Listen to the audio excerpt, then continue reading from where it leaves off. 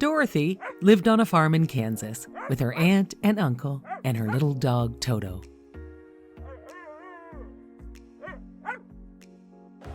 One day, a terrible tornado came and picked up the house. The terrible wind spun the house around and around and around. Dorothy was hit in the head with a piece of wood and fell to the floor as the house continued to spin around. When Dorothy awoke, the house had finally stopped spinning. She cautiously opened the door. This doesn't look like Kansas.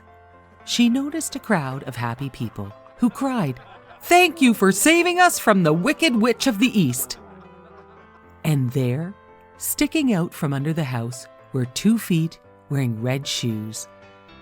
Dorothy's house had landed on the Wicked Witch. "Oh dear," said Dorothy. Just then, Glinda, the Good Witch, appeared and offered to help Dorothy get home with the help of the Wizard of Oz. Take the magic red shoes from the Wicked Witch's feet to the Wizard of Oz, and he will help you. Just follow the yellow brick road to Oz, the Emerald City, said Glinda the Good Witch. Just then, the Wicked Witch of the East sister appeared. She was the Wicked Witch of the West. "I want those red shoes," she hissed. Dorothy hurried away with her dog Toto down the yellow brick road to the Emerald City of Oz. She met a scarecrow who needed a brain.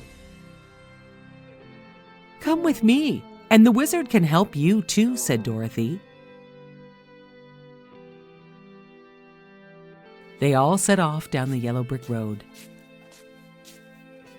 Soon they met a Tin Man who needed a heart. He joined them on their way to see the wizard. Later, a lion leapt from the forest.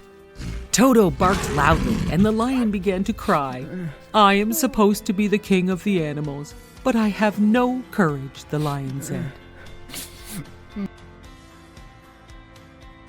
"The wizard can help you," said Dorothy. Oh. And the lion joined all of them on their journey to see the wizard. Soon they saw the Emerald City in the distance. They met the Wizard of Oz, and he asked them to bring the Wicked Witch of the West's broomstick. We have to do it, they all agreed, or they would not get the help they needed. The Wicked Witch could see through her magic crystal ball that Dorothy and her friends were coming to get her. The witch sent out her magic monkeys, who fought off the lion, the scarecrow, and the Tin Man.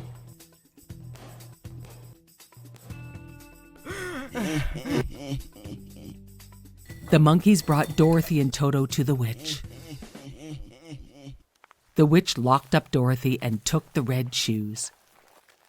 Toto snuck away to get their friends to help rescue Dorothy from the Wicked Witch. Dorothy's friends, the scarecrow, the lion, and the Tin Man, crept into the castle and freed Dorothy. When the witch saw them, she shot sparks at the scarecrow, who burst into flames. Dorothy grabbed a bucket full of water and threw it on her scarecrow friend to save him. She also managed to soak the Wicked Witch. When the water hit the witch, she started to melt away. "I'm melting! I'm melting!" And soon, the Wicked Witch was just a giant puddle. Dorothy and her friends grabbed the witch's broomstick and headed back to the Wizard of Oz. When they arrived, the wizard admitted to them that he was just a regular man and he was no wizard. But he did have some things that would help them. He gave the scarecrow a diploma, the Tin Man a clockwork heart, and the lion a medal for bravery. Oh. "But how can I get home to Kansas?" asked Dorothy. Just then the Good Witch appeared and said, "Don't worry, you helped your friends and I will help you. Just click those red shoes together and say, 'There's no place like home,' and you'll see." So Dorothy said goodbye to her friends and picked up Toto and clicked her heels together 3 times, while saying, "There's no place like home." Magically, she was home with her aunt and uncle in Kansas. "What an adventure," thought Dorothy. "There really is no place like home," she said, as she hugged her aunt and uncle and her little dog Toto. The end. A long time ago, a beautiful young woman was forced to live in an enchanted castle with a hideous beast. Belle had agreed to be his prisoner in place of her father. Belle soon discovered that she and the beast were not the only people living in the enchanted castle. To her surprise, she found out that the former servants of the castle had been magically transformed into everyday objects: a teapot, a teacup, a candelabra, a clock. Meanwhile, the beast was very nervous. A long, long time ago, the evil witch who had turned him from a handsome prince into an ugly beast had warned him that he must learn to love and be loved to break the spell and turn back into a handsome prince. He had lost all hope until he met Belle. He was afraid she would never ever see him as a prince, but only as a monster. "She is so beautiful, and just look at me," he shouted to the servants. Mrs. Potts, the teapot, told him, "You must help her see past all that," she said. The candelabra agreed with Mrs. Potts.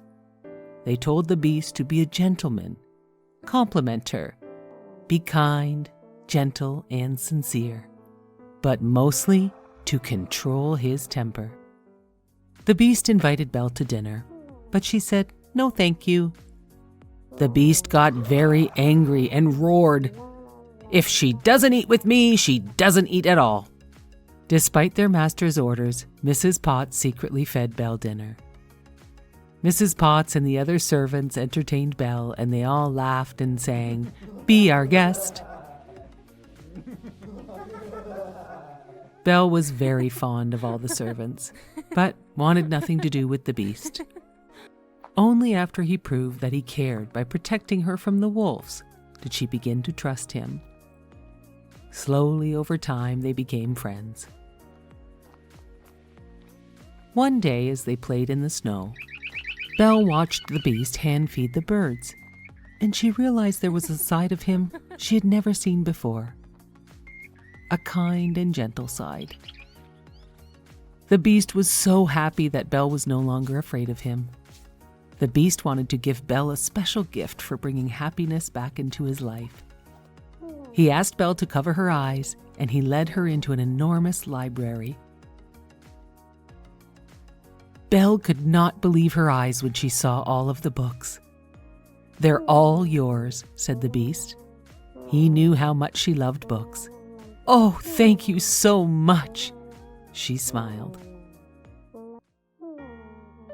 Belle read many books to the beast, and their friendship grew very strong.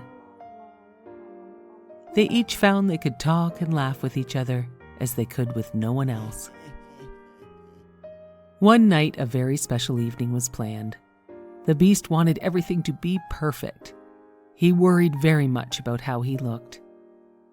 The candelabra and mantel clock helped him to get ready. They told the beast how handsome and elegant he looked.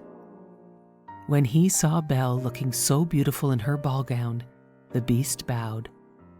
At dinner, the beast was the perfect gentleman, and when Mrs. Potts began to sing a love song, the beast asked Belle to dance. She said yes, and they danced in each other's arms. The servants watching from the doorway were so happy for the beast.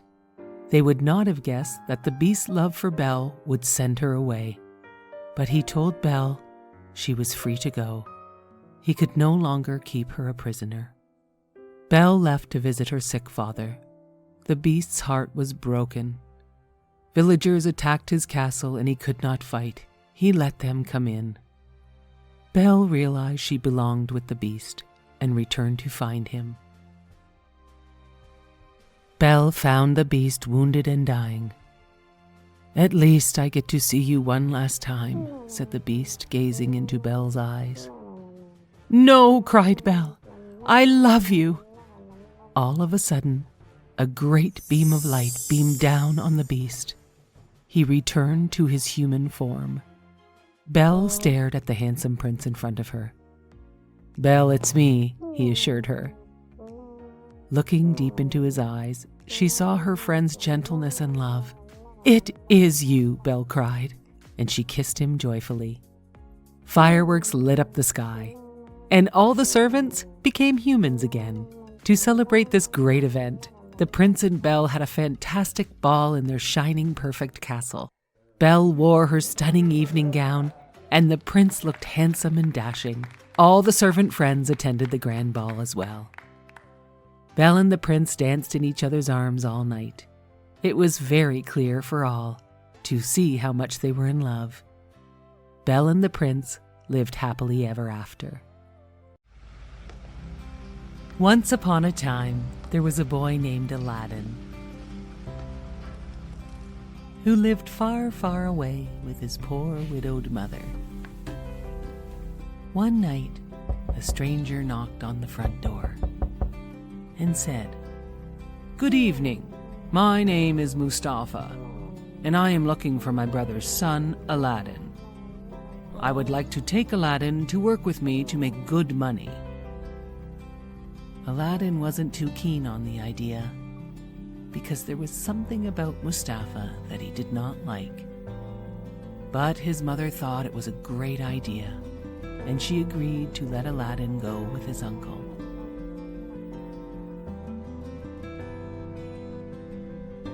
Aladdin and his uncle walked for a full day into the desert, until they reached a cave with a small entrance. Mustafa was too big to fit through the entrance, so he asked Aladdin to go inside. Aladdin did not trust him and was afraid he might block him in. But his uncle told him there were gems and gold inside the cave. Mustafa told Aladdin he could take as much as he wanted. Mustafa only wanted an old lamp from inside the cave. So Aladdin went inside. Aladdin could not believe his eyes when he entered the cave. It was full of treasures. He started filling his pockets with diamonds and rubies and emeralds. He also found a gold ring that fit his finger perfectly. Finally, he found the lamp Mustafa had asked for. He yelled for Mustafa to help him out. But Mustafa said he wanted to see the lamp first. Aladdin did not trust him, so he refused to let him see the lamp. Mustafa was angry and said, "I am not your real uncle, and I don't care about you, Aladdin. Since you won't give me the lamp, I will block the cave entrance with this huge rock." Mustafa left Aladdin inside. Aladdin sat crying with the lamp inside the cave. "Stupid old lamp," he said. "It is not even real gold." He rubbed the lamp a little to wipe off the dust. And all of a sudden, poof! A genie came out of the lamp. "Master, I will grant you 3 wishes," said the genie. Right away, Aladdin said, "Take me home." And poof, Aladdin was at home. His mother almost fainted at the sight of Aladdin. He told her about Mustafa and the cave full of treasures. Aladdin rubbed the ring he had put on his finger, and a second genie appeared. "Master, I can grant you 2 wishes," said the genie. Aladdin wished for a grand palace and enough wealth for him and his family to be rich forever. All of a sudden, Aladdin and his mother had a beautiful palace filled with riches. One day, Aladdin was walking through the city when he saw the most beautiful girl. He fell in love with her at first sight. She was the Sultan's daughter, Yasmin. Yasmin loved Aladdin too. Aladdin went to ask the Sultan if he could marry Yasmin, and the Sultan said yes. After many years, the Sultan died, and Aladdin ruled the country. This news reached Mustafa. Mustafa knew how Aladdin became so rich and powerful, and he made a plan to get the lamp back. Mustafa tricked Yasmin, who had no idea who he was, into trading him with the old ugly lamp for a shiny new one. Yasmin accepted the trade and went to show Aladdin. Aladdin was mad at Mustafa for tricking his wife into this trade. He searched for Mustafa and found him sleeping with the magic lamp. Aladdin slipped the lamp from Mustafa and raced back to the palace.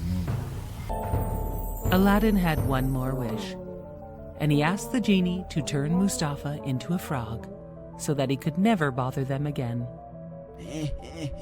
The genie granted Aladdin's wish, and Yasmin and Aladdin lived happily ever after. Simba the lion carried a heavy burden for such a young lion, as he thought he was responsible for the death of his father.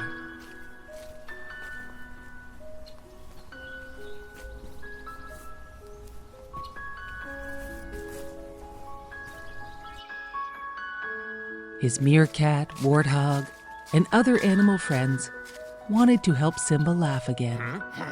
"You must put the past behind you," they all told him. "Hakuna Matata." Hakuna Matata means no worries, they told Simba. Soon Simba felt much better as he joined his animal friends.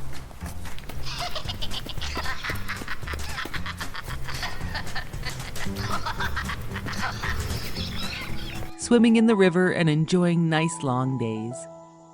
As long as Simba did not think about his father's death and the painful memory of his Uncle Scar telling Simba that he was responsible for his father's death. Scar had told Simba to run away. Simba felt like he was always running away.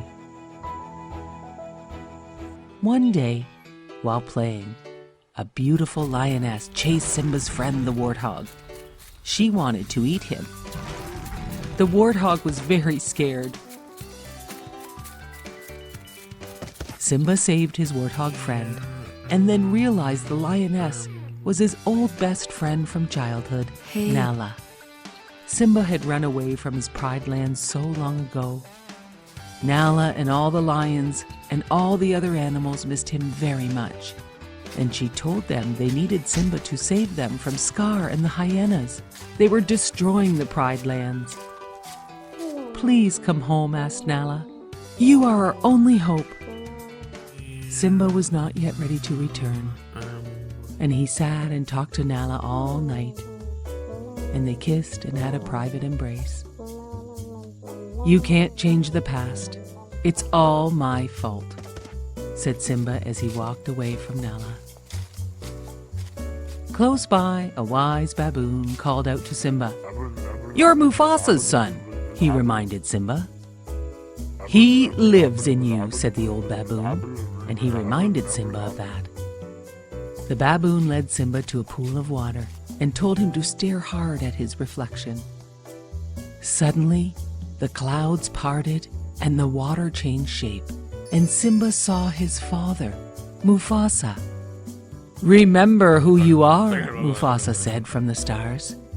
"You are my son and the one true king." Simba was afraid of what he knew he must do. The baboon all of a sudden hit Simba with a stick. "Why did you do that? It hurt," asked Simba. "Doesn't matter. It's in the past," said the baboon as he tried to hit Simba again. Simba ducked, avoiding the hit. "See," said the baboon, "the past can hurt, but you can either learn from it or run away." Simba understood this lesson and decided to return to his father's land, to save it from the hyenas and challenge his Uncle Scar. I must fight for this, or who will? We will, answered Nala, the warthog, baboon, and meerkat. We are with you until the end. They followed Simba to the Pride Lands and fought a big battle with the hyenas.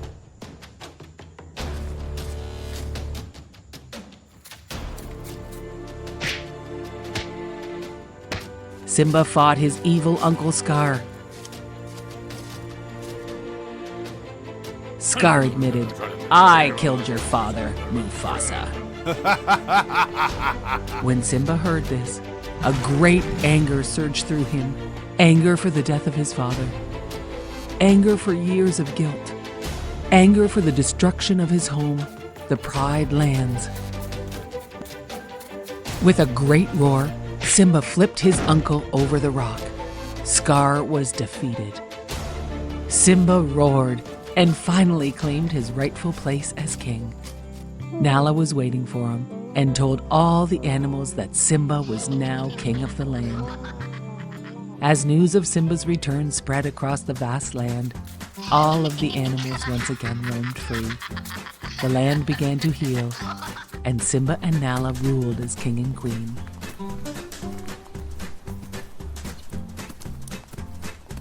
Simba and Nala started their own family and lived happily ever after.